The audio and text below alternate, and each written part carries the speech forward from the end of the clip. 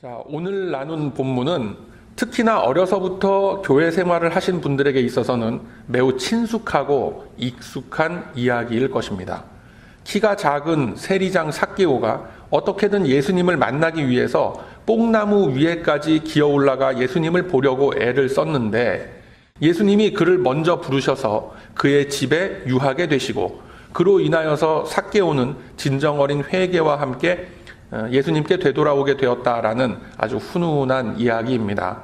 특히 이 더운 여름철에 많이 행해지는 여름 성경학교 때, 요즘은 VBS라고 그러죠. 이 단골 주제로서 제가 어린 시절에 거의 매년 등장했던 테마였던 걸로 그렇게 기억을 합니다. 그 중에서도 두드러지게 강조가 되어지는 것들이 뭐냐면 이 삭개오가 예수님을 만난 후에 회개의 자리에 서서 사람들로부터 토색한 것, 즉 부정한 방법으로 빼앗은 것들에 대해서 4배를 보상해주는 철저한 회개를 했다는 점입니다. 그래서 진정으로 예수님을 만난 사람은 감정적으로 또는 이 입으로만 회개를 하는 것이 아니라 실제 행위로서 자신이 잘못했던 일들을 다 되돌리고 보상함으로써 철저한 자기 반성을 해야 한다라는 결론으로서 이 삭개오의 이야기가 사용되어지곤 했었습니다. 그러나 그러한 교훈으로서만 이 말씀이 해석이 되어지고 이해가 되어진다면 역시 본문이 진짜 드러내고 있는 이 의미를 충분하게 담아내지 못하고 있는 그런 셈이 되어버리는 겁니다.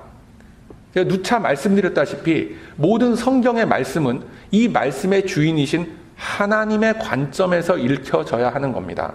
좀 더 넓은 관점에서 이 말씀을 보자면 우리는 지난 시간에 한 부자 관원의 비유를 살펴본 바가 있습니다.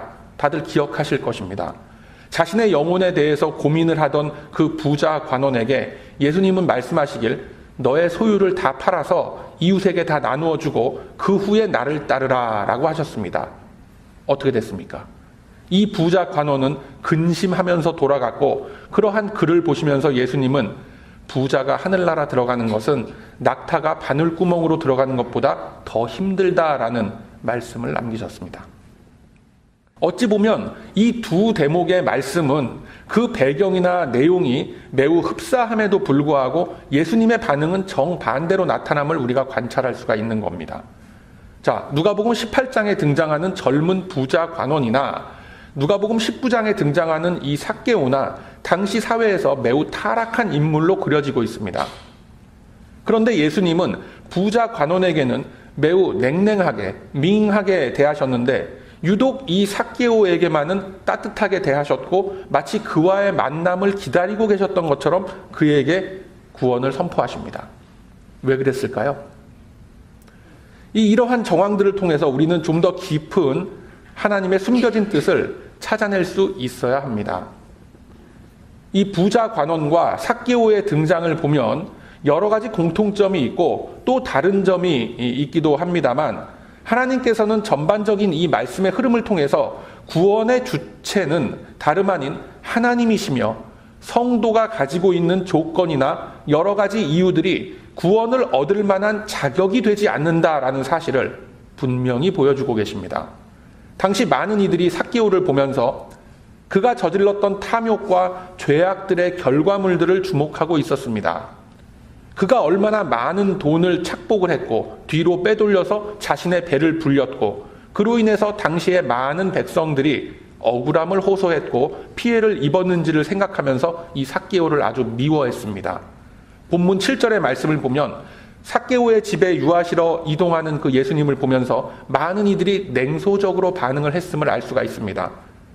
아니, 죄인의 집에 들어가서 뭘 어쩌려고 저러는가?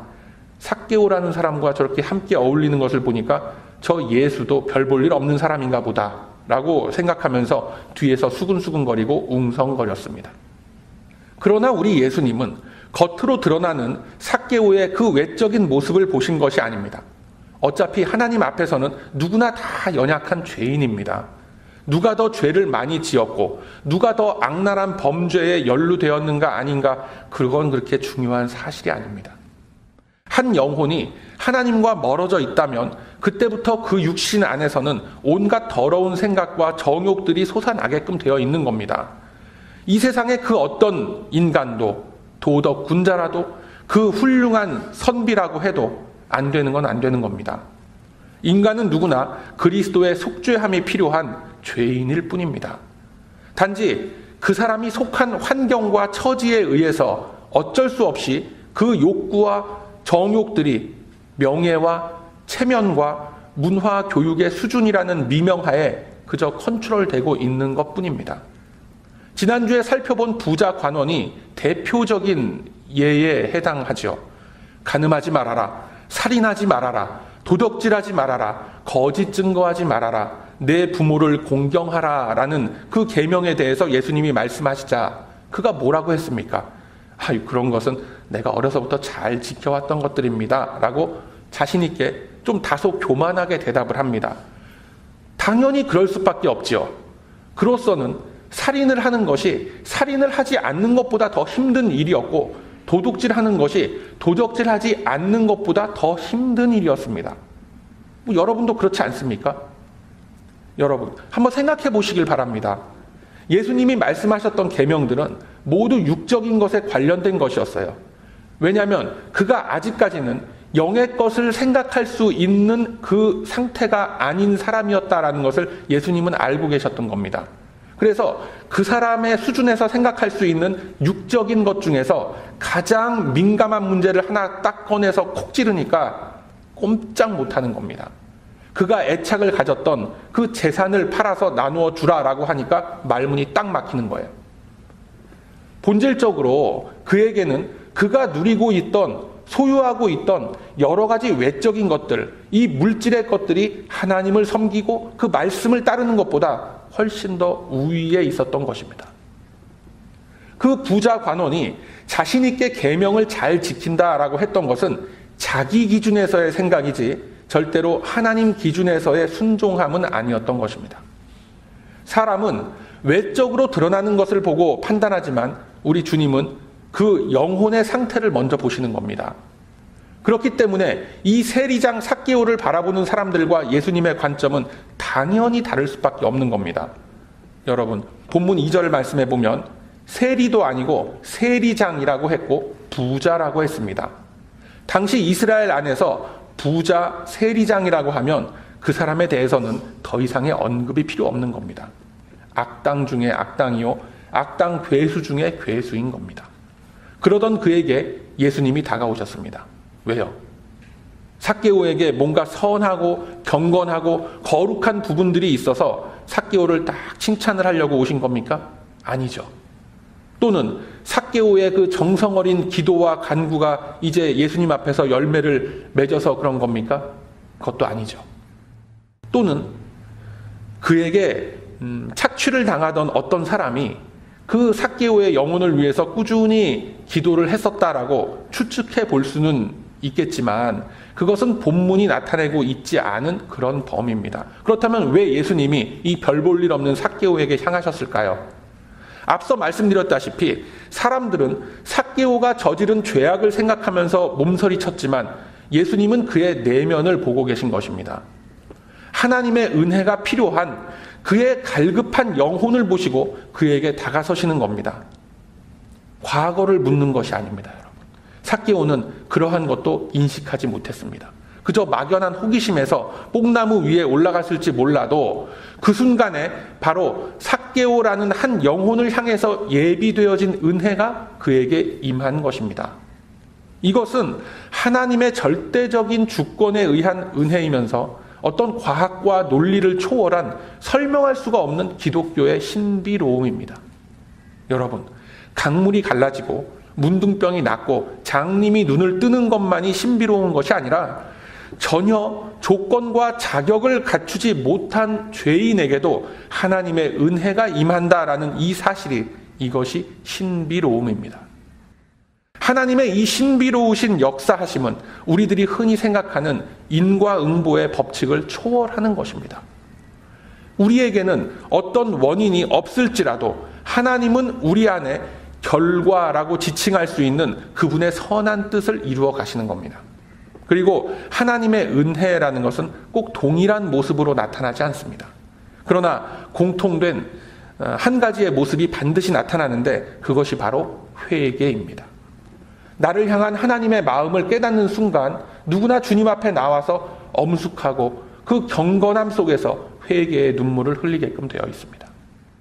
이제까지 하나님을 의식하지 않고 그저 흘러가는 대로, 그저 자신의 기준과 생각에 옳은 대로 선하게 살아왔다라고 했는데, 그러한 모든 시간들이 사실은 거짓과 탐욕에 물들은 시간이었다라는 것이 깨달아지는 겁니다.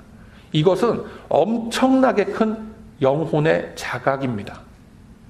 그리고 하나님을 영접하게 되고 오직 예수 그리스도만이 내 생명의 주인이 되시며 내 영혼의 주인임이 믿어지고 고백할 수 있는 자리에까지 나오게 되는 것입니다.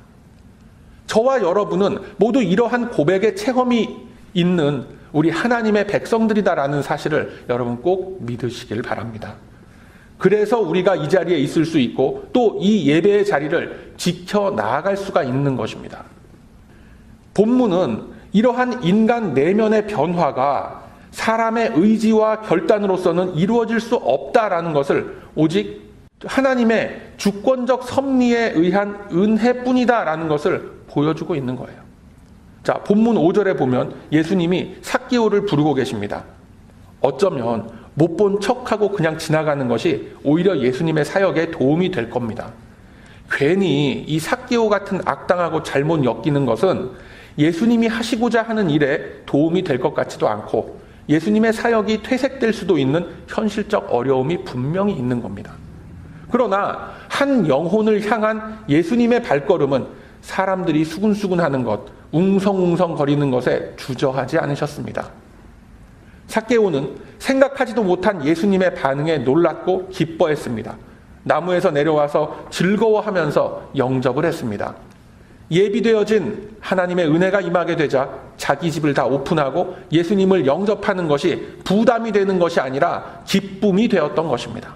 다시 말해서 자신의 마음을 열고 자신의 마음속에 있던 모든 응어리졌던 것들, 죄악의 어두운 것들이 거쳐지게 되니까 소유의 절반을 가난한 자들에게 나누어 주겠다라고 했던 것입니다. 뿐만 아니라 자신이 속임수를 써서 강탈한 것들을 4배나 되돌려 갚겠다라고 합니다. 어떻습니까? 엄밀하게 얘기하면 굳이 그럴 필요까지 없습니다. 레위기 6장 말씀에 보면 속임수를 쓰거나 옳지 않은 방법으로 취득한 것에 대해서는 그대로 되돌려주면서 20%만 더 얹어서 주면 되는 겁니다. 이게 율법이에요.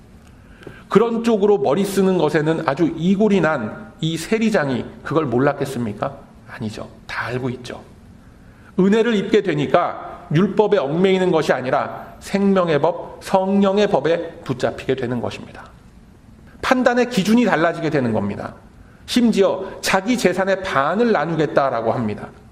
누가 그에게 건의하거나 강요하거나 부탁한 거 아닙니다.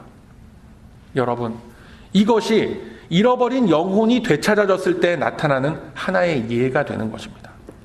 이제까지는 전혀 안 되는 것이라고, 있을 수도 없는 일이라고 생각했던 것들이, 할 필요조차 없다라고 생각했던 일들이 자발적인 기쁨에 의해서 이루어지게 되는 것입니다. 이러한 삭개오의 결단과 변화된 모습을 보면서 주님은 말씀하시길, 오늘 구원이 이 집에 이르렀으니 이 사람도 아브라함의 자손입니다 라고 선언하시고, 본문 10절에 이르러서는 이 삭개오 스토리에서 가장 중요한 대목인 내가 이곳에 온 것은 잃어버린 자를 찾아 구원하려 함이라 라고 말씀합니다. 잃어버린 자를 찾아서 구원하는 것, 이것이 바로 예수님 사역의 본질적인 내용이 되는 겁니다. 그리고 이 시대 교회 안에서도 끊임없이 이어져야 할 사역의 내용이 되는 것입니다. 예수님께서 당시 사회 속에서 멸시와 경멸의 대상이었던 삭개오를 찾아서 구원의 은혜를 베푸시고 그를 회복시키셨던 것은 2가지 측면에서 아주 큰 의미를 갖는 사건입니다. 먼저 역사적으로 이 여리고 성이라는 곳은 악의 집합 장소라고 여겨졌을 만큼 타락한 곳이었고 저주받은 곳이었습니다. 출애굽을 한 이스라엘 백성들이 가나안을 입성하기 전에 맞닥뜨린 큰 성읍이 바로 여리고 성입니다. 이 여리고 성읍이 어떻게 무너졌습니까? 이스라엘 백성들이 하나님의 말씀에 순종해서 성 돌기를 쭉 해오던 그 7번째 날에 홀연히 무너져 버린 겁니다. 여러분, 성이 무너지기 위해서는 불을 지르든지 돌을 던져서 성벽을 허물던가 하는 뭔가 물리적인 압력이 가해져야 하는 겁니다. 그런데 성 주변을 뱅뱅 돌기만 하고 함성을 질렀는데 그 성이 무너져 내렸다면 그것은 누가 행한 일입니까? 이것은 죄에 물든 이방 성읍의 말로가 어떻게 되는지를 하나님께서 직접 보여주신 사건인 것입니다. 여호수아 6장 26절 이하의 말씀에 이 여리고 성을 누구든지 일어나서 건축하는 자는 여호와 앞에서 저주를 받을 것이라. 그 기초를 쌓을 때에 맏아들을 잃을 것이요 문을 세울 때 막내 아들을 잃으리라 하였더라 라고 말씀이 기록되어 있습니다. 여리고 성이 무너지고 난 다음에 이 말씀이 선포되어진 겁니다. 다시는 이 여리고 성을 건축하지 말아라, 재건축하지 말아라 라고 말씀하신 거예요. 그리고 이 말씀은 실제로 훗날 북이스라엘의 아합 왕 때에 실제로 이루어지게 됩니다. 열왕기상 16장 34절 이하에 베델 사람 히엘이 여리고를 건축하였는데 저가 그 터를 쌓을 때에 맏아들 아비람을 잃었고 그 문을 세울 때에 막내 아들 수굽을 잃었으니 여호와께서 눈의 아들 여호수아로 하신 말씀과 같이 되었더라 라고 성경은 기록합니다. 성경의 모든 말씀이 다 그렇긴 하지만 소름이 끼칠 정도로 정확하게 이루어진 무서운 말씀인 거예요. 어쨌거나 이 여리고성이 다시 건축이 되었지만 여리고라는 지역은 그 이후로도 매우 세속적이고 상업이 발달한 지역으로서 남게 된 것입니다. 무역과 상업이 활발하게 이루어진 도시였기 때문에 당연히 뭐가 따라붙습니까? 세금이 따라붙게 되죠. 세금을 거두어들이는 삭개오의 활약이 두드러졌고 그로 인한 여러 가지 죄악과 원망의 소리들이 끊이지 않던 곳이 여리고성이었습니다. 영적으로 보면 소돔과 고모라와 같은 부류의 그런 도시였지만 그곳일 망정 우리 하나님의 구원 사역은 끊임없이 일어나고 있음을 본문은 우리들에게 보여주고 있는 것입니다. 그곳이 어떤 곳이건 간에 하나님의 역사하심은 끊이지 않습니다. 문제는 장소로서 대표되는 가시적인 외적인 조건이 아니라 하나님의 거룩한 예정의 섭리가 있느냐 없느냐에 달려있는 겁니다. 삭개오가 과거에 어떤 죄악을 저지르면서 살았던 사람이건 그에게 어떤 과거의 흉어물이 남아있는 사람이건 그가 어느 장소에 살고 있는 사람이건 하나님의 손길은 인간이 가지고 있는 조건과 그 형편을 따지시지 않으십니다. 하나님의 뜻이 세워진 곳에 하나님의 역사는 그냥 일어나는 것입니다. 우리 하나님은 무소부재하신 분이십니다. 어느 곳에나 하나님은 계실 수 있고 또한 그가 안 계신 곳은 없습니다. 하나님은 악덕 세리장 삭개오의 심령 속에도 거하시는 분이시며 저와 여러분의 심령 안에도 동일한 모습으로 거하고 계신 분이십니다. 하나님이 베풀어 주신 이 구원의 은혜는 나 혼자 누릴 수 있는 것이 아니죠. 오직 주님의 뜻 안에 계획 안에 들어있는 모든 사람들이 누릴 수 있다라는 것을 이 여리고에 거주했던 악덕 세리장 삭개오를 통해서 우리에게 보여주고 계신 것입니다. 두 번째로 주님은 우리에게 친구와 같이 수평적인 시선으로서 다가오셨다라는 것을 보여주고 있습니다. 삭개오를 찾은 예수님을 향해서 당시의 사람들은 아니 왜 저런 죄인과 함께 유하려고 하는가라고 생각을 했습니다. 삭개오와 예수님의 만남을 지켜보던 사람들의 반응은 냉랭했습니다. 아브라함의 자손이 어떻게 죄인이 될 수 있단 말인가라는 그런 인식이죠. 삭개오는 유대인이었지만 워낙에 악명이 높았기 때문에 동시대의 유대인들은 이 삭개오를 자신들과 같은 아브라함의 자손으로 여기지조차 않았던 겁니다. 그러한 삭개오에게 이제 예수님이 친히 찾아가셔서 그가 이제는 회복된 하나님의 백성임을 선언하시고 그 역시 아브라함의 언약 백성이라는 사실을 그 사회 안에 선포하신 겁니다. 즉 성자 하나님께서 직접 삭개오에게 사죄의 선언을 해주셨고 그가 이제는 회복된 언약 백성이다라는 사실을 직접 선언해 주신 것입니다. 그리고 그의 집에 함께 유하시면서 그와 그의 집이 구원을 받았다라는 것을 선언하셨습니다. 자, 예수님은 구세주로서 오셨고 예언된 메시아로서 이 땅에 오셨는데 마치 친한 친구와 같은 행보를 보이고 계신 거예요. 여기서 예수님이 이루시는 구원 사역의 본질이 그대로 드러나게 되는 겁니다. 요한복음 15장 12절 이하의 말씀에서 예수님은 이렇게 말씀하고 있습니다. 나의 계명은 내가 너희를 사랑한 것과 같이 너희도 서로 사랑하라는 것이다. 사람이 친구를 위하여 자기 목숨을 버리면 이보다 더 큰 사랑이 없나니 너희가 나의 명하는 대로 행하면 곧 나의 친구라 라고 하셨습니다. 그리고 이어서 이제부터는 너희를 종이라 하지 않을 것이니 종은 주인이 하는 일들을 알지 못함이라.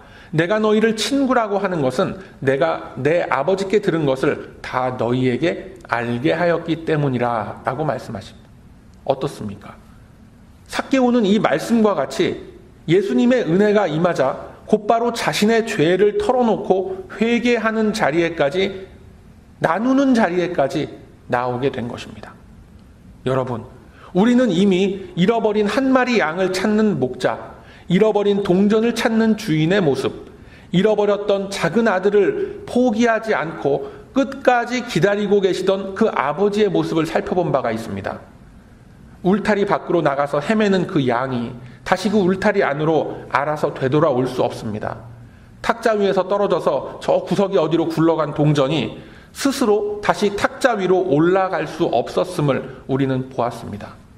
돌아오는 탕자를 먼저 달려나가서 맞이함으로써 주변의 모든 비난과 정죄함의 손길로부터 그 아들을 건져낸 그 아버지의 모습 여러분 다 기억하십니까?